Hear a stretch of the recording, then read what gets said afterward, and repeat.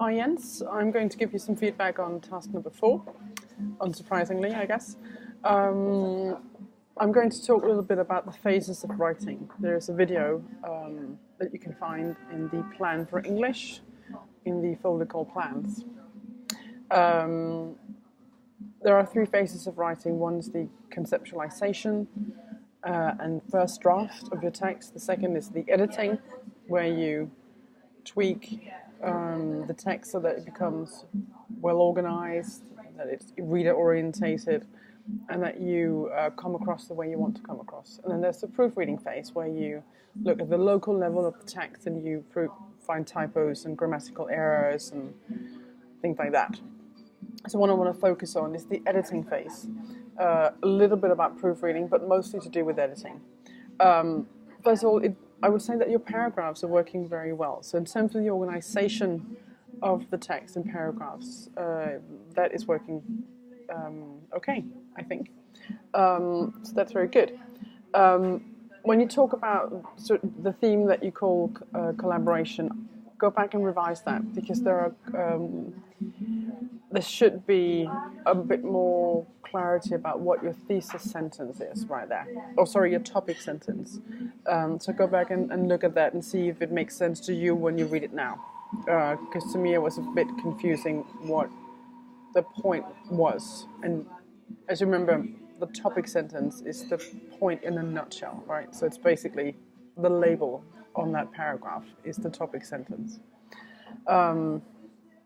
But outside of that, I would say that the paragraphs are working very well. You have an introduction. That's good, because that means that you are starting to orientate your text towards the reader, and you're considering the reader, and that makes for a better experience for the reader, but also makes you seem more credible and more of an authority, simply because you're in control of what you're doing. There's one thing, though, that I would suggest that you think of for the future when you do your editing, which is make sure that you are at the right taxonomical level. This, to me, seems a bit descriptive. But I think that you've done your analysis. I think that you have ideas and you have thoughts and points of views. So I think it's to do with a linguistic task more than to do with your conceptualization. So I think it's in the editing rather than the conceptualization and first draft phase where you need to consider this. So what I would suggest that you do is basically you kind of big yourself up. When you start talking about what is your point of view or your analysis, when you combine points of views from different texts and you create kind of new sort of synthesize ideas from different authors, that's you doing that. And that should be obvious, what you think, what your train of thought was when you arrived at that conclusion. So be a little bit more assertive. You can use phrases like, based on this and that and so on, it would be obvious to the reader, or it should now seem apparent, or to me it's obvious that we should be doing so and so. So that you use words that makes it really clear to the reader that this is now you speaking. So be assertive and underscore your authority on the topic that you're writing about. There's a little bit about, when I'm moving into the proofreading, about punctuation. That sometimes is an issue for you. I would suggest maybe that you look at a very short guide online if you can find it.